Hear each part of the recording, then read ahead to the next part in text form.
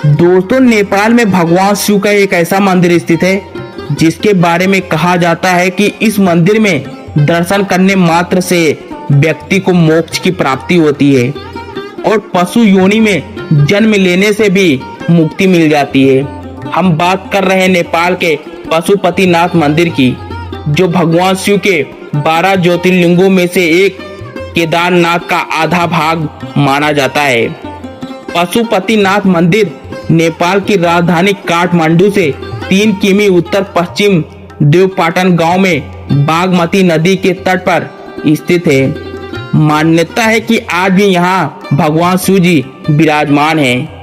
इसके अलावा इस मंदिर से बहुत से रहस्य भी जुड़े हुए हैं।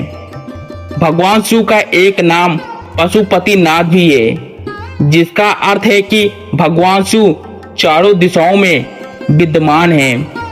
धार्मिक ग्रंथों के अनुसार भगवान श्री पशुपतिनाथ ब्रह्म शिव के आनंदी रूप हैं। वह पंच विक्रम त्रिनेत्रम नाम से भी जाने जाते हैं। पशुपतिनाथ मंदिर का निर्माण ईसा पूर्व 3री सदी में सोमदेव राजवंश के पशुतेज नाम के राजा ने करवाया था। इस मंदिर के निर्माण से जुड़े कुछ ऐतिहासिक मत भी हैं। भगवान महादेव के धाम पशुपतिनाथ में गैर हिंदुओं का प्रवेश वर्जित है, लेकिन वह इसे बाहर से देख सकते हैं। मंदिर के गर्भगृह में पंचमुखी शिवलिंग है। कहते हैं कि ऐसा विग्रह दुनिया में कहीं और नहीं है। हिंदू पुराणों के अनुसार पशुपतिनाथ मंदिर का इतिहास हजारों साल पुराना है। मान्यता है कि 84 लाख योनियों में भटकने के बाद मनुष्य जन्म की प्राप्ति होती है। साथ ही व्यक्ति के कर्मों के अनुसार उसे पुनः शेष योनियों से गुजरना पड़ता है, जिसमें से एक पशु योनि भी होती है। कहा जाता है कि पशु योनि अत्यंत कष्टदायक होती है, इसलिए सभी मनुष्य योनि में जन्म लेने के लिए मोक्ष की प्राप्ति के लिए प्रयास करते हैं।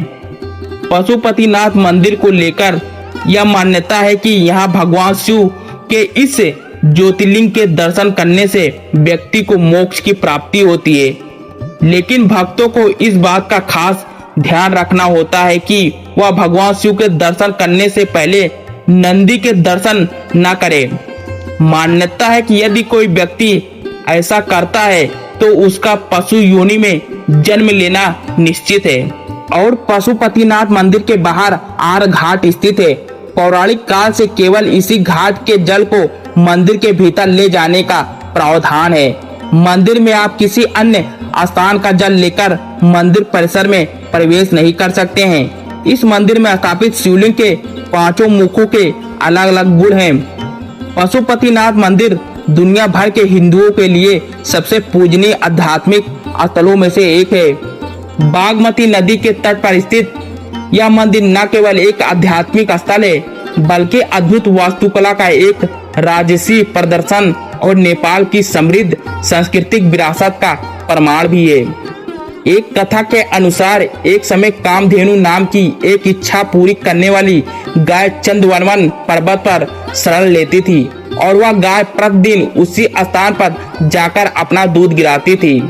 जब लोगों की रुचि इस ओर आकर्षित हुई तो उन्होंने पाया कि उसी स्थान पर चमकता हुआ शिवलिंग था, जो मिट्टी के नीचे दबा हुआ था, और गाय उसी शिवलिंग पर दूध चढ़ाती थी।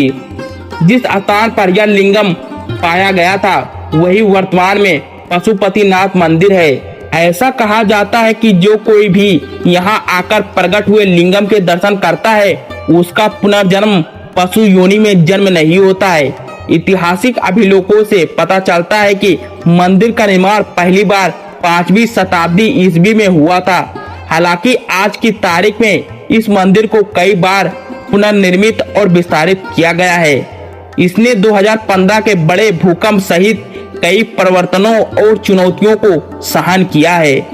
पशुपतिनाथ मंदिर की स्थापित शैली अत्यंत अनूठी है। दिव्य शिवलिंग वाला मुख्य गर्भगृह पूरे पशुपतिनाथ मंदिर परिसर का हृदय स्थल है। यह मुख्य मंदिर 1-2 स्तरीय शिवालय है जो जटिल नक्काशी और चांदी के दरवाजे से सुसज्जित है। पशुपतिनाथ मंदिर के मुख्य गर्भगृह के चारों ओर विभिन्न हिंदू देवी देवताओं को समर्पित कई छोटे मंदिर और आध्यात्मिक महत्व की अन्य संरचनाएं हैं जो पूरे परिसर को बहुत पवित्र और धार्मिक बनाती है। आपको गणेश मंदिर, विष्णु मंदिर, शिवलिंगों से भरा एक भूल भुलैया, देवी देवताओं की पत्थर की मूर्तियां और भी बहुत कुछ देखने को मिलेगा। भगवान शिव का बैल और वफादार वाहन जिसकी विशाल मूर्ति मुख्य मंदिर के सामने अपने स्वामी की निरंतर रक्षा करती हुई विराजमान है। मंदिर परिसर के अलावा आसपास की एक महत्वपूर्ण संरचनाएं बागमती नदी है जिसके किनारे कई शमशान घाट भी हैं। आप देखेंगे इन घाटों में अग्नि कभी नहीं बुझती है। इन घाटों का उपयोग हिंदू रीति रिवाजों के अनुसार दाह संस्कार के लिए किया जाता है।